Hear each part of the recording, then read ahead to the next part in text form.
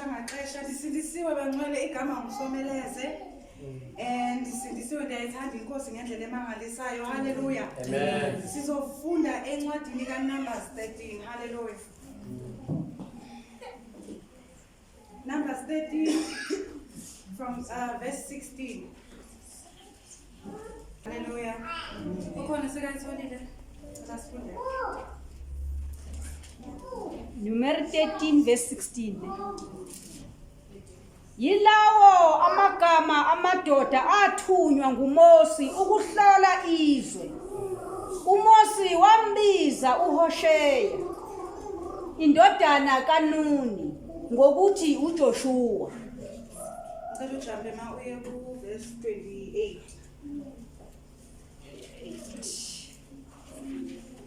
Nokho abantu abakhe ezweni nabanamandla imizi ebiyele mikhulu kakhulu futhi sabona abantwana bakwa-Anaki khona. Ukhona ophethe isilungu English Numbers 13 verse 16. Numbers 13 verse 16. These are the names of the men Moses sent to explore the land. Moving over to verse 28.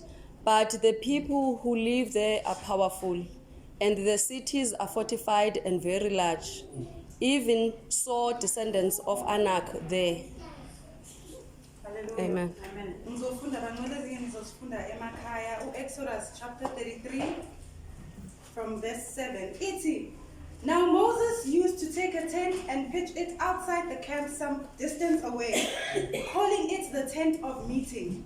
Anyone inquiring of the Lord would go to the tent of meeting outside the camp. Verse 11.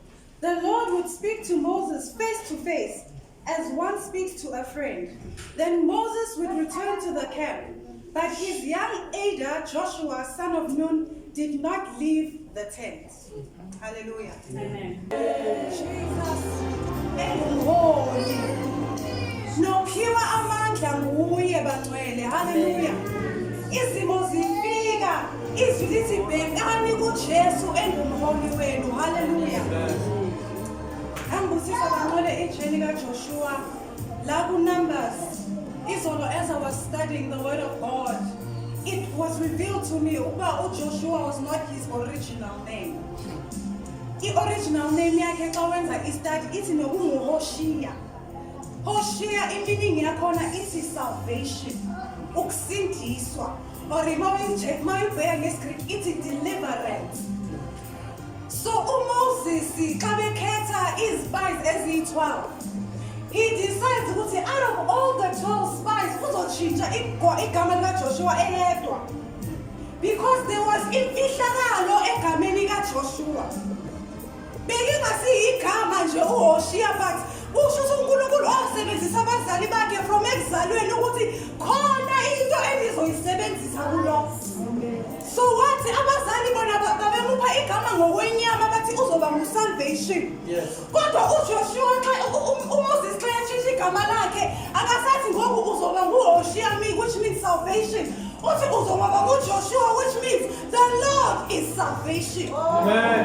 Ngoba manje ndingaseyazokuthepha kwi-environment engazudinga iflesh yakhe, ngoba ndingazongena kwi-spiritual realm. That's why usalvation angazuhamba yedwa ngoku, kodwa uzohamba negama likaJehova. Hamba nalo Nkosi.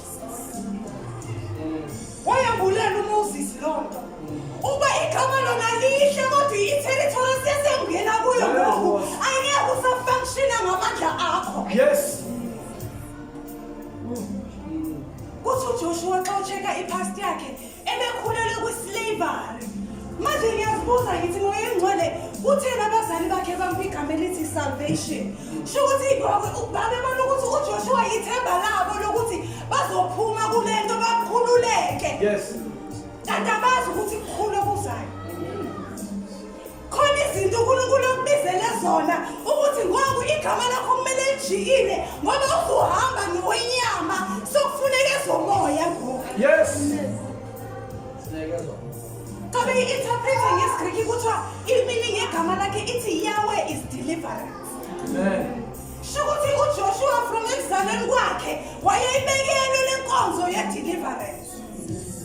Kodwa ngoku angeke asayenza ngawakhe amandla, kodwa ngoku sekufuneka ukuthi kucace ukuthi i-functionality yakhe ihamba noJehova. Yes. Ngoba mhlawumbe if nebangalishintshanga igama lakhe, uMoses waqhubeka noHoshiya, abantu nebazopraise uJoshua.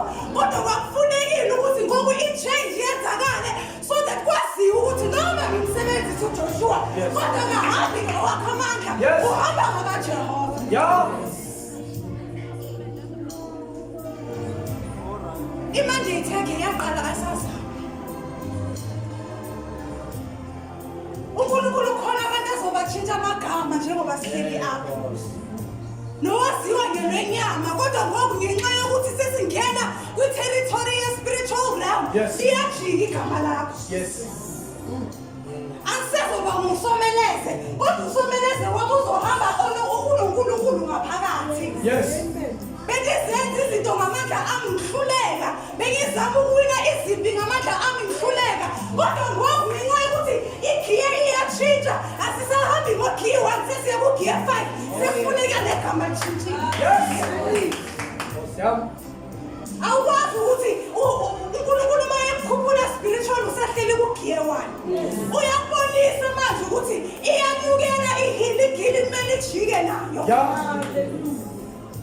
Ngoba wathi bakwazi ngegama lakho abantu bazothi yeyi uyayikhona lento le, kanti uNkulunkulu maseyashintsha igama bazothi yeyi noNkulunkulu kaSomeleze ndiyamazi. Abantu bakwa-Israyeli zange bamamele uJoshua ngenxa yokuthi wayeyedwa, kodwa bamamela ngenxa yokuthi babona i-signs zikaNkulunkulu zisebenza empilweni kaJoshua. Amen. Igama baqala. uNkulunkulu uvusa igama elintsha namhlanje. Yes.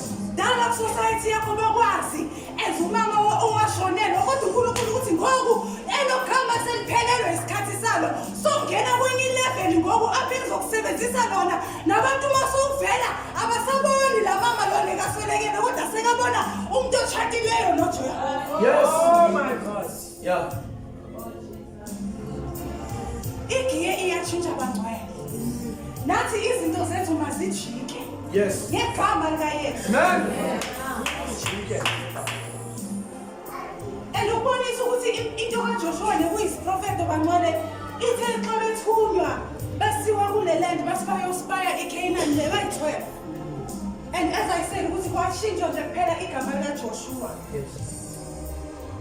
nebayi-12. But the only people who got to see the land of milk and honey was Caleb and Joshua. Not because they were special, but because bambona uNkulunkulu esebenza throughout. Bazixelela ukuba noNkulunkulu noma sibona i-giants pha asizushukunyiswa siqala ukumdawutha. Ezinye iy'mpayi kuthiwa zaletha ukwesaba ezweni lakwa-Israyeli.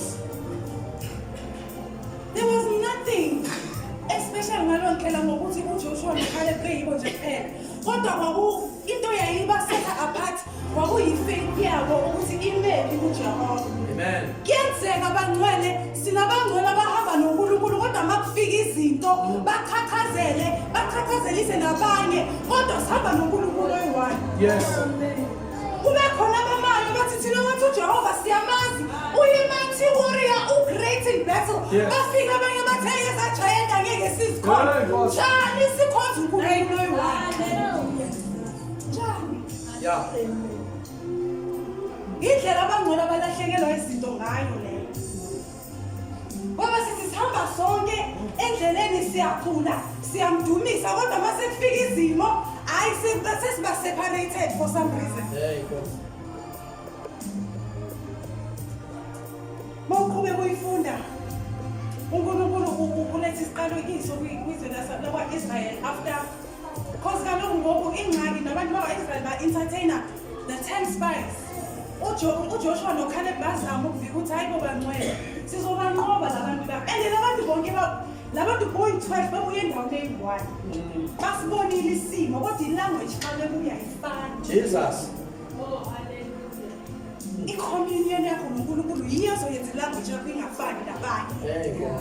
Ukuhlala kwakho emfihlakelweni noJehova yiyo ezosetha apart ilanguage yakho ingafani neyabanye abantu. Noma nehamba indlela eyi-1 yensindiso kodwa yakho izohluka ngenxa yokuthi uhleli ebukhoneni kaJehova. Yes. Hayi ngoba kunenye into especially eyenzayo but une-communion. Yes. Xa ufunda ukuqhubeka u-Exodus lo ngimfundileyo into just to prove ukuthi ukuhlala ebukhoneni kaJehova kubaluleke kanjani. Ithi uJoshua uMoses xa egqiba ukuthandaza kwi-tent ahlanganyela nabantu uMoses ahambe bathi uJoshua ebengasuki. Nkosi. And emasizwa nge-tent kuthiwa kula uNkulunkulu behlala khona ngobugcwalisa bakhe. But for some reason uJoshua shukuthi uthe it's not enough for me. Yes. Ukuthi ngikuvakashele uNkulunkulu kodwa ngifuna le communion yami nawe ime forever. He could have left. I mean uMoses leader yakhe. So uma ulandela umuntu it makes sense ukuba xa egqibileyo na ulandele but for some reason wathi mina ikhona enye igiye kumele ngene kuyo. Yes. EkaMoses ayifane yami. So eyami ngidinga ukuba ngihlale even more in the presence of God. Amen. Kuthiwa noma ndingaya entabeni uMoses. Siyazi ukuthi bathi only Moses was allowed ukuba abe khona phakathi entabeni noNkulunkulu. No one else was allowed to come close entabeni. Kodwa for some reason uJoshua wathi noma ningafuneki exactly khona kodwa as long as I can just feel the atmosphere ngisondele ngihambe nawe angifuni ukuhlanganyela nabanye abantu kodwa ngifuna kule presence kaJehova. Wadela konke kwakhe ukuthi ahambe ayenza o-networking nabantu bakwa-Israyeli wathi ngizifuna kwi-presence kaJehova. He could have stayed nabantu bakwa-Israyeli. But he decided ukuthi noma I'm not fully welcome there, but I know ukuthi one day ndizofinyelela kula level. Yes. And I believe ukuthi he was selected for that ngoba uNkulunkulu umbonile ukuthi lo muntu lo inhliziyo yakhe is after me. Yes. Ezinye izinto azikhululeki ngenxa yokuthi ufuna into zikaNkulunkulu kodwa ukude uhlanganyele nabantu bengamelanga ukuthi uhlanganyele naye. Jesus. uJoshua wabona ukuthi mangahlala neIsrael ngiyogcina sengifoma abanye onkulunkulu ngiyogcina sengikhonza abanye onkulunkulu angconanga ngibalekele ebukhoneni kaJehova la ngizovikeleka khona. Yes. It did not make sense for Joshua to go entabeni ekubeni kuthiwa only Moses needs to be there. Ayikho bancane. No Moses ufunda isikhathi sangathi Joshua masahambe. Joshua is the one who said, I am going. Yes.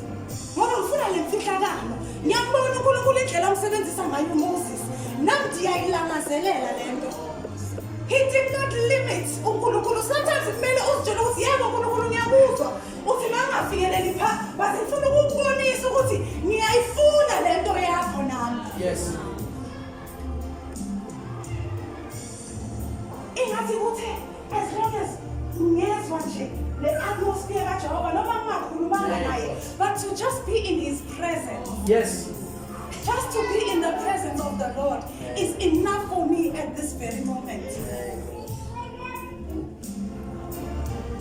Ingathi singavuka singabangcwele sizitshele lokho ukuthi just to be in the presence of the Lord is what I am yearning for right now.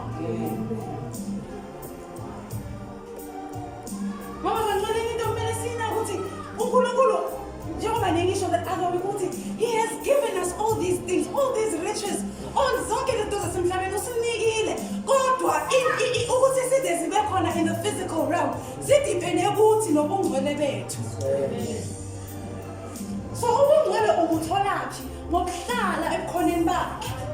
Ngoba once uhlele ebukhoneni bakhe sophuma emhlabeni immune system yakho ayivumi ezinye izinto ngoba uyazi ukuthi uNkulunkulu akavumelani nayo. Awudingi ukuthi uyixoxe namuntu vele uthi andizi apha. Hey boss. Ngenxa yokuthi uhleli ivele kube yivumelini into xa ingabuyi uNkulunkulu vele imnukele kabi ngenxa yokuthi uhleli in communion with God. Yes. Palestina. I-Israel seyibhizi ngoku. Ibona ukuthi akusabuya yasenzela izithixo zabo. Yasikhonzela uNkulunkulu wabo. uNkulunkulu ekhona but bahlulwa yi-patience. Ngoba uNkulunkulu uyathula kancwele. And hayi ukuthi uthula ngoba wonile. Kodwa uthula ngoba khona into asayi-operateayo kwalapha empilweni yakho. That is where the problem is ukuthi we are very impatient as abazalwane. Sigcina sesilahlekelwa izinto uthola ukuthi noku at the edge of breakthrough, but because you are not patient with God, waziluza. Imagine uNkulunkulu akuthembisile ukuthi le moto oyikhulekelayo unayo. And then for 40 days athule. Are you really going to now go and uyofuna amanye options? Ekubeni izwi liphumile kuJehova, umnikazi wazo zonke lezo. Njani bangcwele? Ingabe sikhonza lo uNkulunkulu esikhuluma ngaye kwelizwi? Esithi he never fails. If he never fails, why siluza impatience ngaye? Why simdoubter? Bangcwele.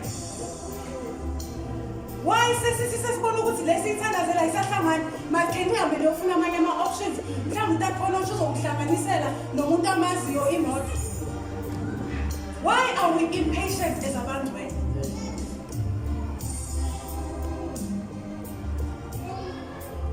Latshintshwa igama. And le gama njengoba litshintshwa khona ezinye ijeni ezofuna wena wedwa. Engeke zifune uma nifonela ungamsakhele. Engeke zimane zifuna ukuthi uhambe uyokhala kumamakho. Ezifuna wena noNkulunkulu wena. Yes. Esakhulunywa lo muntu amsikhuluma ngestory sikaDavid ukuthi uDavid nekayedwa uNkulunkulu xa emtraina as a shepherd. At that moment bengacaci ukuthi utrainelwani, but uNkulunkulu uthe le ngikudinga ukuthi ngizodila ngecharacter yakho uyi-one so that mase uphuma ngaphandle ukwazi ukudila ngabantu bonke. Khona izinto ezidinga uweba, especially ezikaNkulunkulu. uNkulunkulu akazwani nento ehamba nama-crowds. Ikufuna wena uweba. uJoshua wayibona imfihlakalo yokuthi I need ukuthi ngisondele noMoses ngoba ngiyayifuna nami lo community noNkulunkulu. Bazali khona into engifuna ukuyifundisa yona. Ndingatshadanga nje ndiyintombazane. Basengiyifunde owamzali. Isitha, the reason why sihlasele abantwana e-community is because abazali are impatient abanye nabantwana babo. Ngizonixelela mina ngobufakazi bakithi. Hayi yabo thina ekhaya sithu.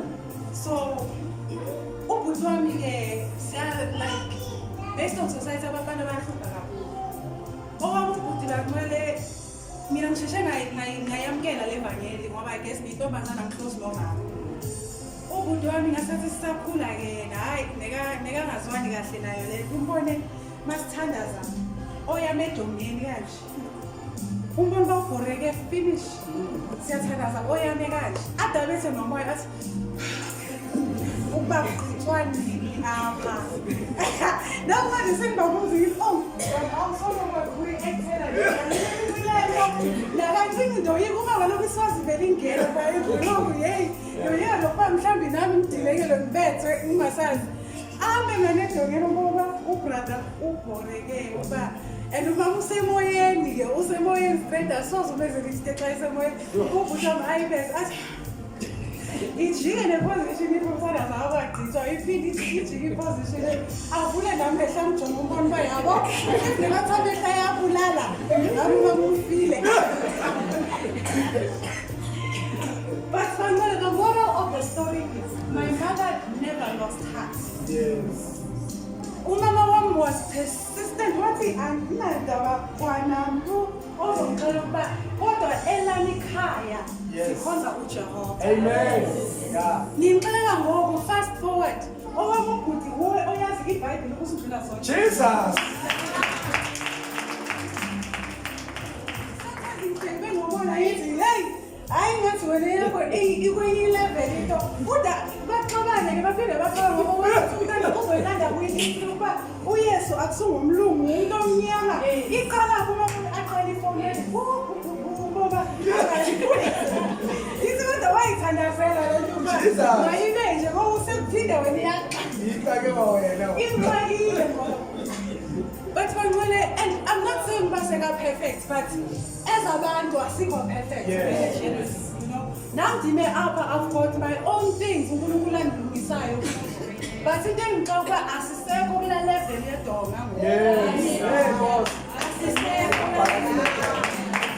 Hallelujah.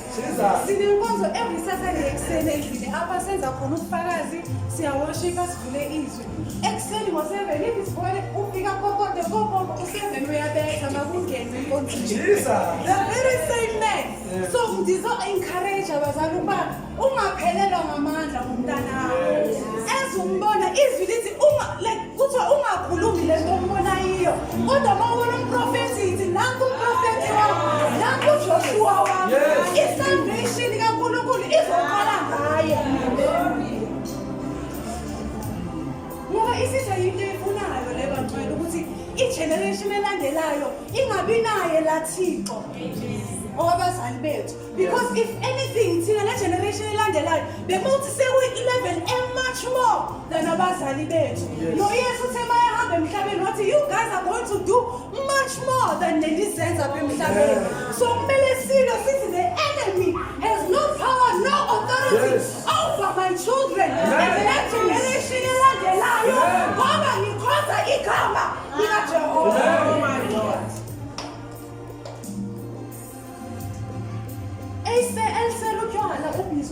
This is a man of God. Yes. If I have my drugs, this is the prophet of God. Amen.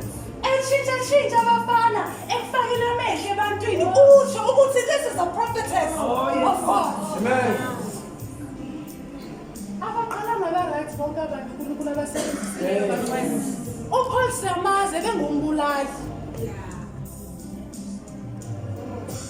No, they did not have. Ngisho noMoses lo wayekwaliwa lapha bathi umbeka njani umuntu obuleleyo. David, in as much as nekabhiziwe, nekabhiza tota nabakhosikazi nekabhizi bantwana, I am trying to bring it to the reality yokuthi njengoba usokoliswa umntana wakho does not mean uNkulunkulu ukuthi akekho. Kodwa yimpi efuneka ukuthi ezumzali uyingene. Amen. Utshintshe negama lomntana. Yes. If bekuwulunga umbizo uba ulungele uJehova ngoku. Yes. Bangcwele into silwayo is spiritual. Yes. Ayikho physical uzomthethisa uzujuluka uphuma igazi Yeah, of course. awulwi nenyama negazi silwa nemimoya bantwana. That's one thing I had to learn about my life. Ukuthi if something goes wrong, angifuni ukungxamela ukuyofacea lo muntu ngifuna ukulwisana naye ukuthi you did me wrong apanthandanga kodwa manje ngibuyele ku-prayer closet ndimbuze uSimakade ukuthi how do I deal with this situation? Yes. But when we are in the kingdom, yes, spiritual realm. Yes. I say yes, we are spiritual beings before siba with flesh. Amen. So the moment we understand that, then uNkulunkulu uzosiza ukuthi sikwazi ukunqobisitha strategically. Yes, sinasifuna ukulwisana nabantu abashadileyo bafuna ukulwa abendlini. uNkulunkulu ingathi angavusa amakhambi azobona ukuthi njengoba kuvele lento le endlini sifuna ukusihlukanisa. Let us go back to the prayer closet in God. Siyambuza uNkulunkulu ukuthi what needs to come out of this? Jesu. Icouples ezogcwaliswa ngomoya oyingcwele. Jesus. Akuthethi mina bangcwele. Ningajonga ukuthi ngoba uyisingile akho nto oyaziyo kodwa uNkulunkulu uyamsebenzisa umuntu ukuthi aportray imessage yakhe ebantwini. Jesus. Ubaba njengoba basho ukuthi ispirit se-divorce destroyer. The enemy has taken too much advantage. Wabangcwele babavuse abantu abashadileyo bazongena empini. Bathi hayi ngalo.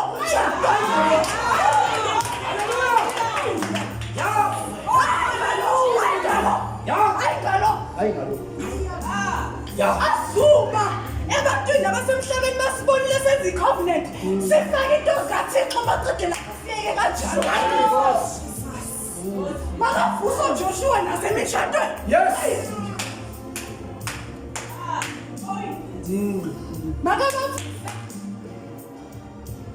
Sithandazela amakhaya avuma i-foundation yami kuJehova abanga-acting ngathi i-foundation kuJehova kodwa basebadila nge-situation bafuna ukudila ngazo ngokokuhlaba.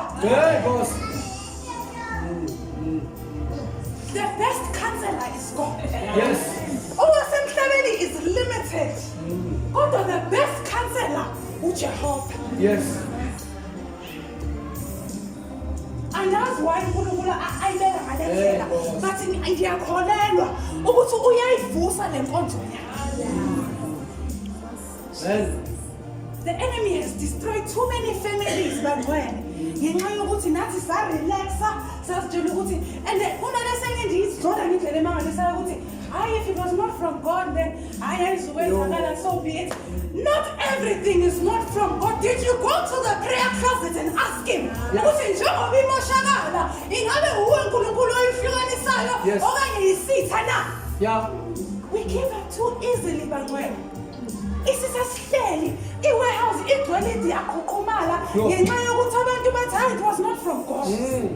Kanti uNkulunkulu i-blessing wayireleasa.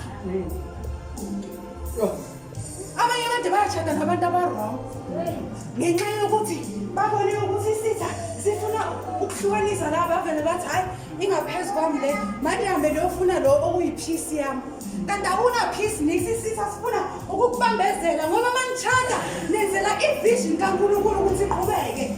So the enemy is destroying that. So once you get married to the wrong person i-vision kaNkulunkulu iyamoshakala.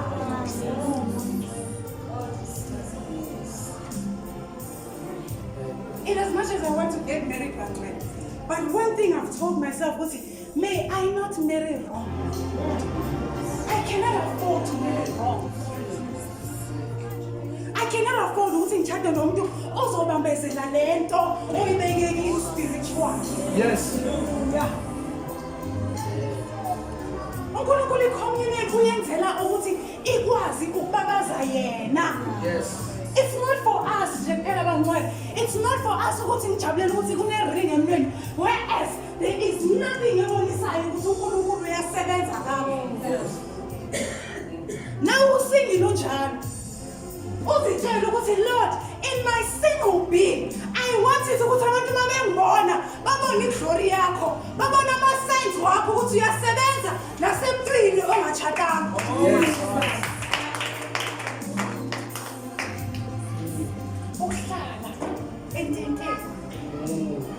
Noma abanye sebasukile kodwa ukuthi ngenxa yezinto engizifunayo kumsindisi ndiyahlala.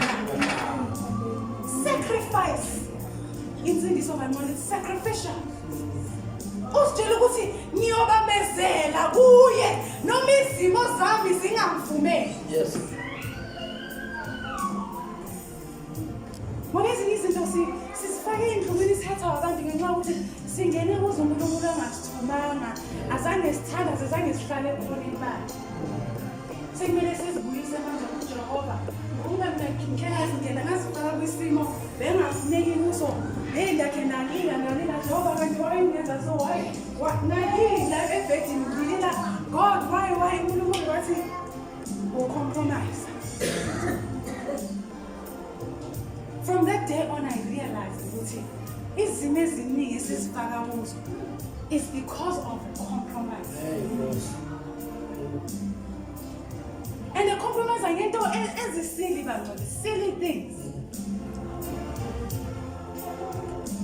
Because uyazazi as umuntu kaNkulunkulu ukuthi this is nathi into engifanele according to God.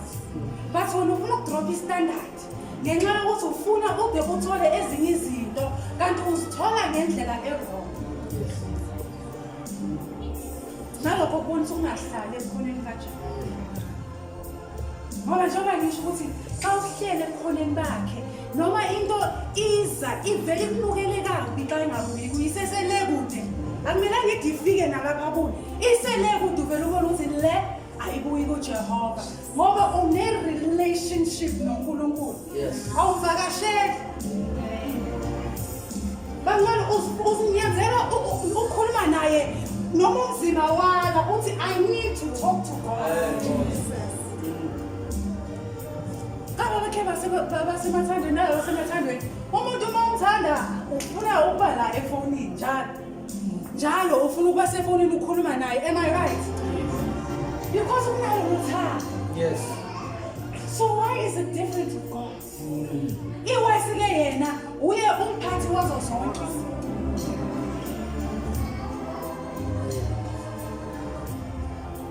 Imendethe engimthuma yona ukuthi babazali abanabantwana abasokolisayo awukuhambe uyotshintsha igama lakhe. Hamba uyotshintsha lo gama lomntana abe uJoshua we-generation yakho. Yes. Uma ukhuluma usho ukuthi whatever le bondage besikuyo iphelela la owami umntana huyo ozobreak i-cycle khona. Huyo ozoyibreaka.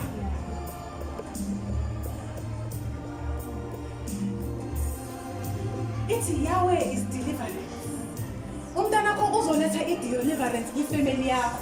Noma nesebakuthuka ngalo Jesu omkhonzayo kodwa ngithi khona ikhaya lakhe lizoguquka namhlanje ngenxa yokuthi uzohamba yoprofeta phezu kwempilo yomntana wakhe namhlanje. Amen.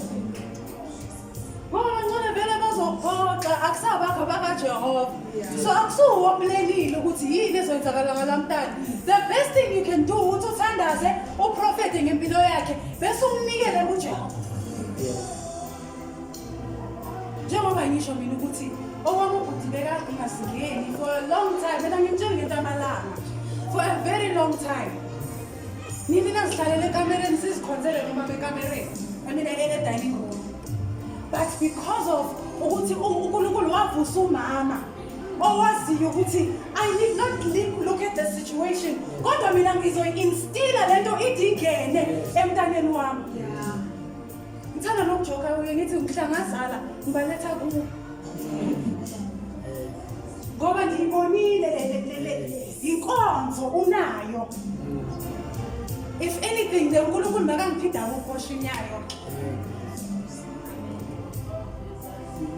Because bangole isisa siyangena from umntana emncane and ngicela ngithi khona i-channel engithanda ukuyijongelela i-171 nabantu nje abathanda ababulalanayo yonke lento noma bangayithandi le channel uthi ngoba ngiplan ukubulala umuntu but it's not the fact bangole. So le channel khona enye episode umntana una 5. Lo mntana ikaba unenkinga ye-anger 5 years. Xa ungahlafuna ngendlela angayithandi ubona uphela ajika ukuthi iyam-irritate ngendlela ohlafuna ngayo. Like unama-actions womuntu omdala kodwa mncane. Kanti umuntu akhe wamosha ngokuthi yabazi abelungu mhlawumbe nekunemela ethize mhlawumbe yabo newekakhokho nokhokho lonto so iyadluliswa. So lo tata wacela yena wezinto ezivele generational yokuthi anikeze lo mntwana imesi. Kanti lo mntwana uzovakashela ichomi sekakhulile mhlawumbe sekayithinejanyana manje ayovakashela ichomi. Ichomi babefona bafind out ukuba ifile ngoyichomi. Xa sekufind out ukuthi ubulawe lo mntana lo kuyabuza ukuthi kutheni wambulalela uthi nekangirritate ngendlela nekahlafuna ngayo. Ngabona ukuthi isitha sebhizi bangcwele. And into ewesine bakhonza-ke labelungu labo. But bakhonza kwezinkonzo yabona amen Jesus is Lord. That's why ibalekile ukuthi uyazi inkonzo ye-warfare. Ngoba once uyazi uNkulunkulu uzokwambulela ukuthi le akusese yiyo le awuthi ngiqale ngoku esemncane ngiyidestroye so that you do not find yourself ngoku so deal nama-consequences ngoba uyile wahlala warelaxa wasi-ignore ezinye izinto. Imagine umntana ona-5 osekanama-anger isho abulala umuntu. Izinto ezikuyashanyela bangcwele ziyashoka but what I love about it ukuthi ziyabonisa ukuthi If you do not know how to fight the enemy strategically, uzodila ngawe strategically. Uhleli ne-mind map yempilo yakho. Njengoba kwahlelwa ngempilo yakho ezulwini, naye uhleli nge-mind map yakho uyaplana uyamazi ukuthi uJohn ukuthatha le route, uJohn ukuthi akathandazi uyalala, maye plan ukuthandaza akayenzi ini, uyakwazi sekakucalculateile. So nawe ke mawuzoqhubeka uphila leyo mpilo, uzothi mase kumele ureceive izinto njengoba ngisho that other time zibanjwe isisa sihambe siyokhuluma sithi akangazideserve lo ngoba akekho committed kuwe. Also izinto kanje. So kumele niyo nje message uNkulunkulu ayibekile ukuba igama liyachinja namhlanje. Yes. Ngenxa yejeni esesingena kuyo. Ayizufuna nyama yakho le jeni. Ngoba uzofela empini xa ungaqhubeka ngenyama yakho. Yes. And about uyabheka iscripture every time xa kuya empini kuthiwa khetha amadoda. Amadoda akhona kodwa xa kuya empini kuyakhethwa. Akuthathwa noma ubani. Yes. Sihleli nje uNkulunkulu angakhipha igama athi khetha ibandla. Sibangani usele usomeleze njani ngoba kaphilanga ubungcwele. Awuye empini ugcwele igazi ungcolile. Funeka ube mhlophe qha. Ingakho nekhethwa. Shothi nebakhona amadoda empi physically ngokwenyama nebabukeka be-ready for impi. Kodwa spiritually bekumele ukuthi basethwe, that's why nekukhethwa. Hallelujah. Amen.